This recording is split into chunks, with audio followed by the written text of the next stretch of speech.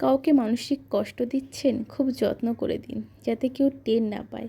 তবে নিজেকেও একটু তৈরি রাখবেন ভবিষ্যতের জন্য। যে কষ্টগুলো কাউকে দিচ্ছেন, দুনিয়াতেই তার পুরোটা না হলেও 1/3 ভোগ করে যেতে হবে যে আপনাকেও। গোলাকার এই পৃথিবীতে আপনার দেওয়া কষ্টগুলো ঘুরে ফিরে কিন্তু আপনার কাছেই একদিন না একদিন ফেরত আসবে। আপনি নিজেই আত্ম অনুশোচনায় ভুগতে ভুগতে একটা সময় শেষ করে দেবেন নিজেকে।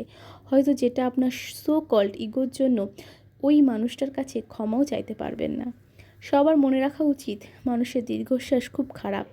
সামনে এগাতে গেলে শিকলের মতন পায়ে জড়িয়ে টেনে ধরে। ভালো থাকুক চারপাশের মানুষগুলো। ভালোবাসার, ঘৃণার, কাছে দূরে সবাই ভালো থাকুক।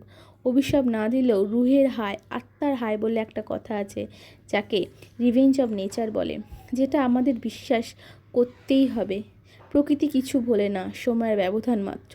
যেটা নিজেকে নিজে দোষ করে উল্টে আপনার উপর অপবাদ দিচ্ছে, সময়ের নিজের দুর্বলতা প্রকাশ পাওয়ার ভয়ে সব সময় হয়তো আপনার অর্জন যে ছোট দেখালো, আপনার শ্রম সফলতাকে স্বীকৃতি না দিয়ে নিজের ক্ষমতার অপব্যবহার করে কাউকে কাঁদিয়ে সত্য গোপন করে আপনাকে বিপদে ফেললে, বাজে কথা বলে আপনার পথ চলাকে অবরুদ্ধ করে না, প্রত্যেকটা মিথ্যে বলে আপনার সম্মান নষ্ট করলো, ক্ষমতার দাপটে অন্যায়ভাবে কথার আঘাতে অপমানিত করেছে কিংবা কদিন পরে আপনাকে ঠকাচ্ছে, কথার বানে নিজের স্বার্থে আপনাকে করেছে ক্ষতবিক্ষতে, করুক না।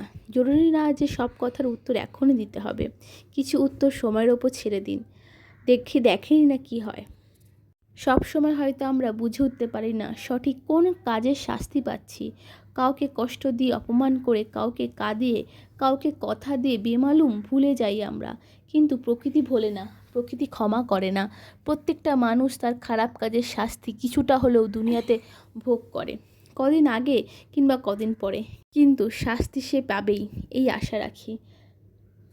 এমনকি এই মুহূর্তে আপনি যার সাথে ইচ্ছাকৃত অন্যায় করে নিজেকে জয়ী ভেবে বেশ ফুরফুরে মেজাজে আছেন, মনের আনন্দে ঘুরে বেড়াচ্ছেন, সে হয়তো প্রতিবাদ করবে না, কিন্তু তার নীরবতা, কষ্ট থেকে আসা দীর্ঘশ্বাস আপনার সাথে বোঝাপড়াটা ঠিক সঠিক সময় করে নেবে। কারণ উপরওয়ালা ঠিক আছে, উপরওয়ালা কাউকে ঠকায় না, তিনি কারোর একার নন, তিনি সবার।